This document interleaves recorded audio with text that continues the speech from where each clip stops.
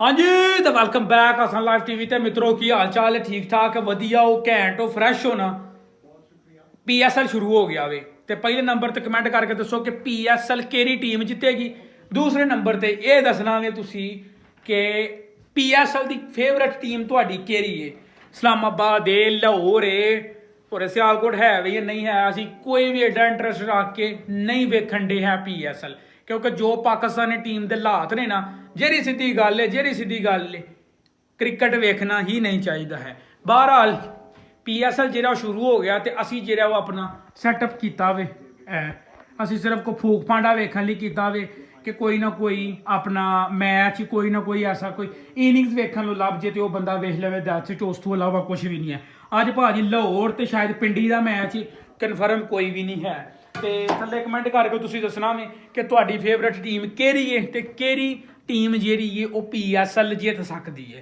तो असी सैटअप ला लिया भाजी चेक करो TV शीवी अपना सैट कर लिया अपन डिश दियाँ तारां ਜਿਹੜੀਆਂ ने वो अपना TV ਦੇ ਨਾਲ ਸੈਟਮੈਂਟ ਕਰ ਰਹੀਆਂ ਨੇ। ਤੇ ਇਸ ਟਾਈਮ ਜਿਹੜਾ ਲਾਹੌਰ ਦਾ ਤੇ ਪਿੰਡੀ ਦਾ ਮੈਚ ਲੱਗਾ ਭਾਜੀ ਕਿਹੜਾ ਮੈਚ ਹੈ ਪਿੰਡੀ ਦਾ ਮੈਚ ਲੱਗਾ ਕਿੰਗਸਮੈਨ हैदराबाद ਦਾ ਤੇ ਲਾਹੌਰ ਦਾ ਮੈਚ ਲੱਗਾ ਵੇ ਭਾਜੀ। ਤੇ ਕਮੈਂਟ ਕਰਕੇ ਇਹਦੇ ਬਾਰੇ ਚ ਵੀ ਦੱਸੋ ਕਿ ਕਿਹੜੀ ਟੀਮ ਜਿਹੜੀ ਹੈ ਉਹ ਜਿੱਤੇਗੀ। ਮੇਰੀ ਜਿਹੜੀ ਫੇਵਰਟ ਟੀਮ ਸੀ ਨਾ ਪਹਿਲੇ PSL ਤੋਂ ਲੈ ਕੇ ਤੇ ਤਕਰੀਬਨ 7ਵੇਂ 8ਵੇਂ ਸੀਜ਼ਨ ਤੱਕ ਮੇਰੀ ਇਸਲਾਮਾਬਾਦ ਦੀ ਟੀਮ ਬੜੀ ਫੇਵਰਟ ਟੀਮ ਸੀ ਕਿਉਂਕਿ ਕੁਛ ਐਸੇ ਖਿਡਾਰੀ ਸਨ ਜਿਨ੍ਹਾਂ ਨੂੰ ਵੇਖਣ ਤੇ ਦਿਲ ਕਰਦਾ ਸੀ, ਜਿਨ੍ਹਾਂ ਦਾ ਖੇਡਣਾ ਵੇਖ ਕੇ ਤੇ ਬਹੁਤ ਹੀ ਆਨੰਦ ਆਉਂਦਾ ਸੀ, ਮਜ਼ਾ ਆਉਂਦਾ ਸੀ। ਤੇ ਹੁਣ ਭਾਜੀ ਕੋਈ ਵੀ ਐਸਾ ਖਿਡਾਰੀ ਨਹੀਂ ਹੈ ਜਿਹਨੂੰ ਬੰਦਾ ਵੇਖੇ ਤੇ ਲਾਈਕ ਉਹਨੂੰ ਕੋਈ ਬੰਦਾ ਸਪੋਰਟ ਕਰੇ ਜਿਹੜੀ ਸਿੱਧੀ ਗੱਲ ਹੈ।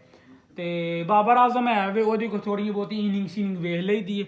ਬਹਰਹਾਲ ਹੁਣ ਕੋਈ ਵੀ ਸਾਡਾ ਕੋਈ ਵੀ ਲਾਈਕ फेवरेट प्लेयर या कोई भी फेवरेट टीम नहीं है कि ये टीम जिते ये टीम नूं अगे जाना चाहिए, बस नहीं कुछ भी नहीं भाजी।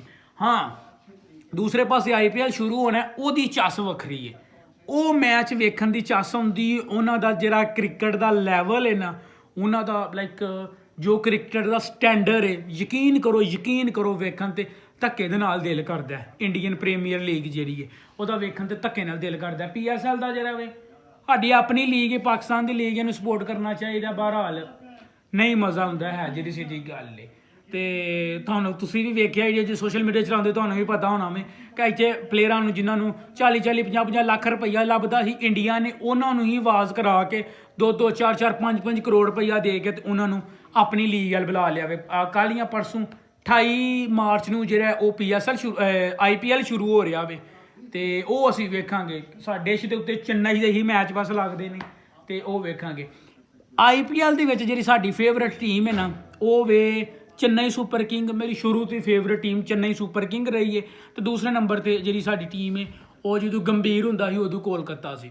ਸਾਡੀ ਚੇन्नई ਸੁਪਰ ਕਿੰਗ ਹੀ ਹੈ। ਲਓ ਜੀ ਮਿੱਤਰੋ ਕਮੈਂਟ ਕਰਕੇ ਜ਼ਰੂਰ ਦੱਸੋ ਤੁਹਾਡੀ ਫੇਵਰਟ ਟੀਮ ਕਿਹੜੀ ਹੈ, ਤੁਹਾਡਾ ਫੇਵਰਟ ਖਿਡਾਰੀ ਕਿਹੜਾ ਵੇ ਤੇ ਕਿਹੜੀ ਟੀਮ ਜਿਹੜੀ ਹੈ ਉਹ ਜਿੱਤੇਗੀ। ਲਓ ਜੀ ਮਿੱਤਰੋ ਮਿਲਨੇ ਆ ਤੁਹਾਨੂੰ ਇਨਸ਼ਾਅੱਲਾ ਨੈਕਸਟ ਵਲੌਗ 'ਚ। ਰੱਬ ਰਾਖਾ।